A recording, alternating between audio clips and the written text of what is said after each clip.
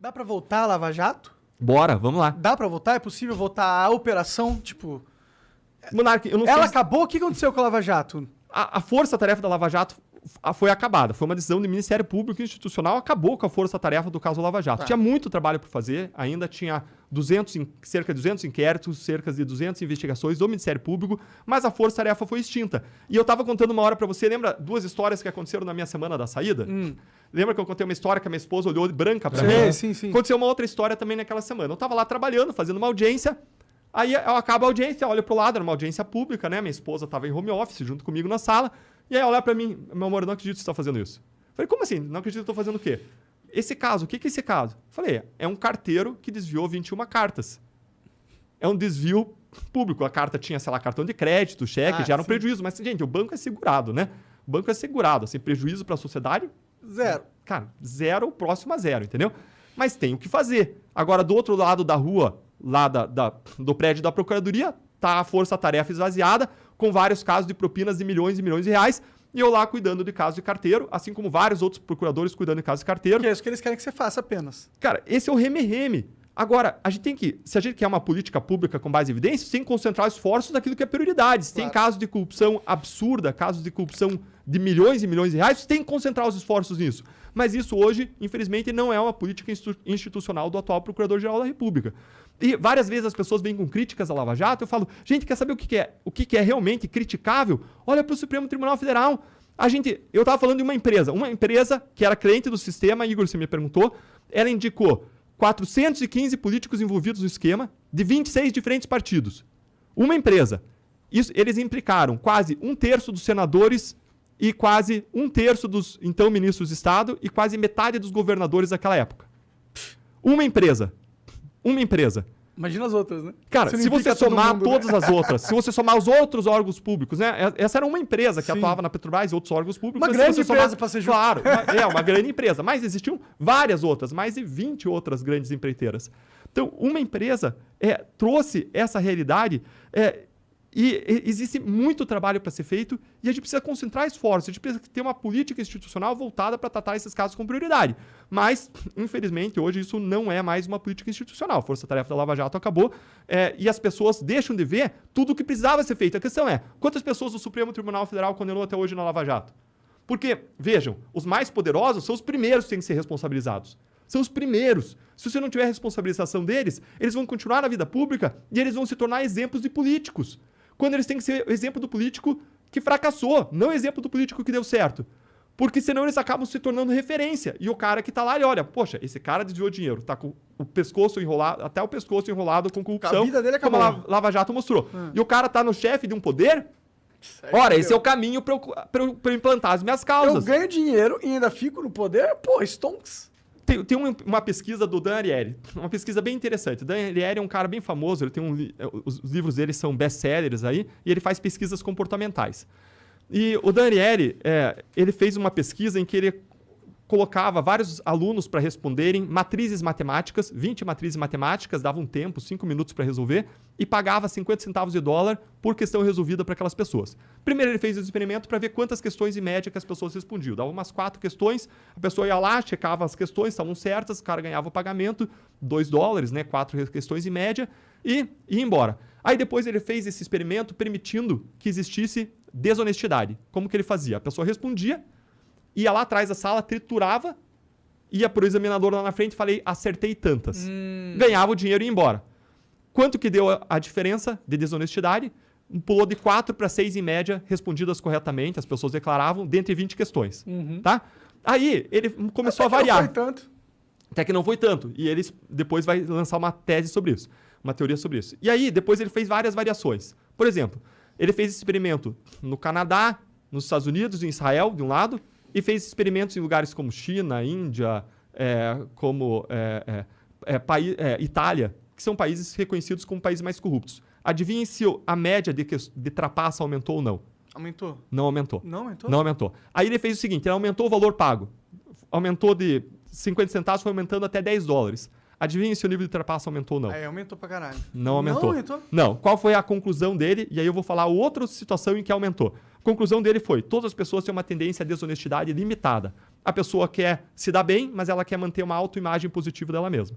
Isso faz com que limite a desonestidade. Mas aí ele fez outro experimento, uma outra situação, em que uma das pessoas levantava, estava com o mesmo moletom das pessoas da universidade, então as pessoas viam que uma delas se levantou e falava, acertei todas as questões, as 20, onde que eu pego o dinheiro? O cara falou, pega o dinheiro ali e sai. O cara, que era um ator contratado, ia fazer isso aí. Gente, a desonestidade explodiu nesse setting, nessa condição, explodiu. E o que ele fala? Ele fala, isso mostra que a desonestidade ela é contagiosa. E aí você pensa Brasília. A desonestidade é contagiosa. Aí o cara vê grandes políticos corruptos como grandes líderes com poder, e o cara se contamina pelo ambiente. Lembra do experimento de Ash que a gente falou antes, do cara falando das linhas, né? Mas o cara vai com a manada e o cara vê grandes líderes praticando corrupção, alcançando posições de poder. E o problema é que o Supremo não tira essas pessoas da posição de poder. Essas pessoas têm que ser excluídas da posição de poder. As pessoas têm que ser investigadas, processadas, têm que ser as primeiras a serem inocentadas ou condenadas e ir para a cadeia. Mas o problema é que isso não acontece. Aí você perpetua as pessoas no poder que praticam corrupção e aí você tem aquele círculo vicioso. Posições de poder geram propina, que gera mais eleição, que gera mais propina, porque o cara reinveste parte do dinheiro no seu negócio, né? Na campanha eleitoral, e você tem uma perpetuação do sistema. É um círculo vicioso que a gente tem que quebrar. E qual é a grande vantagem do momento hoje? Que talvez mude um pouco o cenário pessimista que você via antes, Monark. É que a gente sabe como funciona. A gente sabe como o esquema roda. Ainda existe, né? A gente sabe quem quer quem. Exatamente, os esquemas existem. Eles não vão parar até que a gente consiga mudar a realidade, porque os incentivos e desincentivos continuam existindo. A impunidade continua existindo. As pessoas que ocupam posição de poder continuam lá. Reocuparam posições de poder. E as condições do sistema político, campanhas caríssimas eleitorais, uma dificuldade de renovação, continua lá. E aí eles criam um fundo eleitoral bilionário, que é dado para quem? 64, 67% do valor do fundo eleitoral vai para quem? Vai para 7% dos candidatos que já tiveram no poder, que eram deputados e senadores no momento ou já foram antes. Isso estimula a perpetuação dos mesmos. É como você falou, cartas marcadas. E isso traz a importância da pequena doação eleitoral. Se a gente quer mudar essa realidade, e eu sempre estimulo isso há anos, eu falo, o eleitor ele tem que doar R$10, R$50 para o seu candidato. Por quê? Porque ele alavanca essas pessoas boas na política, que vão competir contra os caras que têm o fundo eleitoral à sua disposição e que investem propinas também nas campanhas. Então ele alavanca esse cara para ele poder competir, e eu garanto que se a pessoa for doar R$10 para o candidato, ela vai pensar 10 vezes mais em quem ela vai votar. Ah, com certeza. Cara, eu tenho um otimismo aí para esse lado para adicionar, que é a internet barateou muito as campanhas. Eu acredito que os próximos políticos que vão se eleger não são os caras que gastam milhões em jornal, TV ou até ads na própria internet. São aquelas pessoas que criam um engajamento dentro dos algoritmos. O que é isso? Para você criar um algoritmo, para você criar engajamento no algoritmo, você tem que convencer as pessoas a te acompanhar frequentemente. É isso que o algoritmo quer. E quem que acompanha? Você acompanha frequentemente o político que você nem gosta? Não. Você vai acompanhar frequentemente as pessoas com quem você acredita e que falam as coisas que você acredita que é importante ouvir. Então, isso vai ser um termômetro bom, porque eu acredito que isso vai fazer com que os políticos que ganhem relevância na internet são aqueles mais conectados com a própria audiência. Super legal. E a gente precisa arejar. E quem diz isso não é Deltan. Um livro de cabeceira dos grandes executivos do mundo, nem do país, do mundo, é o livro Por que as Nações Fracassam? Why Nations Fail. É um livro do Daron Acemoglu e do James Robinson. E qual é a tese central desse livro? Eles analisam nações ricas, nações pobres, e cidades ricas e cidades pobres separadas por um rio. Uma cidade lá no sul dos Estados Unidos e uma cidade do norte do México. Mesma cultura, pessoas com o mesmo estilo, só que uma cidade rica, outra pobre, separadas pela fronteira. E eles falam, o que faz essa mudança? Eles analisam e dizem, olha, o que explica essa diferença entre riqueza e pobreza das nações é a qualidade das instituições, e o que explica isso é a permeabilidade da classe econômica e política. É você possibilitar uma pessoa ascender na classe econômica, ascender na classe política, porque se você não tiver isso, você forma um clube. E olha que coincidência, as empreiteiras chamavam o seu cartel de clube. Você forma um clube da classe econômica, um clube da classe política, e eles se ocupam de extrair riqueza do país, saqueando o país para o seu próprio bolso, em prejuízo de todo mundo. Quando você tem uma alta rotatividade, isso não acontece. Por isso que eu sou contra o fundo eleitoral. Eu acho que enquanto ele existe, todos os partidos têm que usar, porque senão você fica numa desvantagem competitiva, mas tinha que acabar para todo mundo. Enquanto existe, cada partido eu acho que tem que usar, senão fica com desvantagem de novo, e a gente precisa lutar por renovação. Então,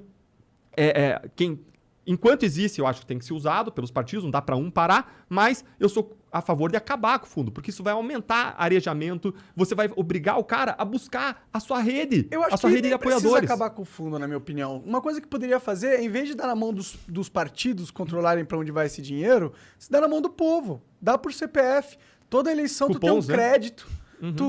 Tu vai lá no site do governo e fala para onde tu quer dar a grana. Cara, bem melhor. Por quê? Porque hoje, não sei se as pessoas sabem, mas a gente vive numa democracia, mas essa democracia vale só para fora dos partidos. Com raríssimas exceções, a democracia não vale para dentro dos partidos. Os partidos têm donos e eles que decidem para onde que vai o dinheiro. Então, não existe uma distribuição equânime dos recursos. Então, existe esse problema de renovação e esse problema de renovação política e econômica é um problema que é apontado como uma âncora do subdesenvolvimento das nações. Então, imagine lá as empreiteiras, tá? Só para explicar isso um pouco melhor. Qual empreiteira que vai prosperar, vai enriquecer e vai se desenvolver? É a mais eficiente economicamente? É a que investe em inovação tecnológica operacional? Ou é a que pagou propina para ganhar o contrato? Cara, é lógico que ganhou propina para ganhar o contrato. E aí o que vale mais a pena ter? Setor de inovação ou setor De propina. de controladoria? Ou setor de operações estruturadas, como tinha nas empreiteiras? O setor das propinas. E aí, como é que vai ser a nossa competitividade no mercado global? Vai ser boa ou vai ser ruim? Cara, os caras sabem ganhar quando eles pagam para sair na frente dos outros corredores na competição da corrida. Mas quando eles não podem pagar lá no mercado internacional, quando ele não pode pagar, o cara vai se dar mal. Por isso que existe um índice que compara índice de corrupção dos países e competitividade das suas empresas no mercado global. E qual é a não surpresa que esse quadro mostra? Mostra que países com alto índice de corrupção têm baixa competitividade das suas empresas no mercado global. Não é surpresa. E a questão é, a gente quer que as nossas empresas prosperem ou seja uma política de campeões nacionais fraudada, né? Em que os caras só são bons porque os caras pagam propina para ganhar e ainda levando o dinheiro do nosso bolso? A resposta é óbvia para isso.